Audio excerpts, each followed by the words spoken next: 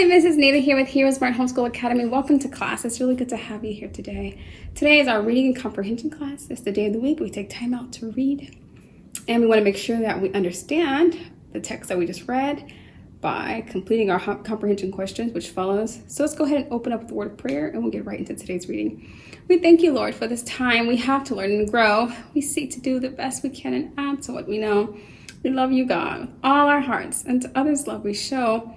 Pleasing you is our goal. And to our lesson we shall go. In Jesus' name we pray. Amen.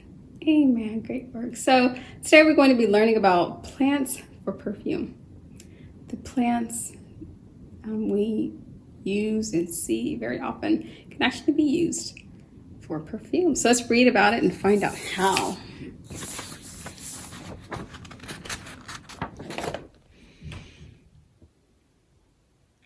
Plants add so much value to the lives of humans. Have you ever smelled a flower? If you have, then you know flowers can have wonderful scents. People called perfumers will often produce scented perfumes by using different parts of a plant. A perfumer is a person who makes perfumes. Perfumes may be used dry herbs. They may use burning wood or oils pressed from flowers to collect fragrances. Whichever method of choice, the end result is usually a fragrant scent that could fill an entire room. Quality perfumes are produced through a process. 1, you collect the ingredients, the flower or woods. 2, you extract the oils from the plant. Or 3, you blend the oils together. And 4, set the perfume aside to age or get older. Once the ingredients have been chosen, the plant oils are blended together according to the perfume formula. If you start with essential oils, making perfume can be simple and fun. An essential oil is oil that has already been extracted from a plant. Humans have been making scents from plants for many years. In the Bible, God told his people to make perfume by blending spices like cinnamon and myrrh.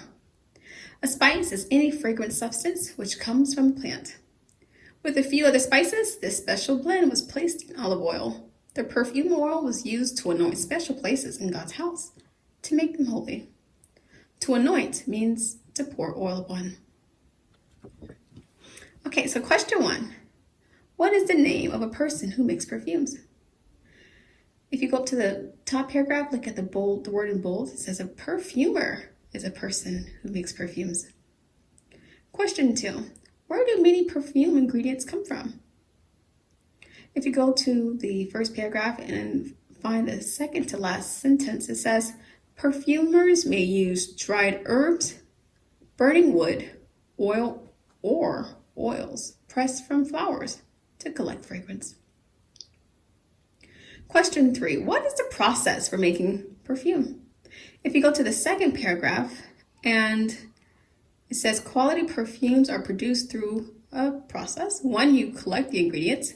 2, you extract the oils from the plant. 3, you blend the oils together. And 4, you set the perfume aside to age. Question 4. What is extracted from plants? What is extracted? If you go to the second paragraph and locate the first sentence, bullet number 2, it says, extract the oils from the plants.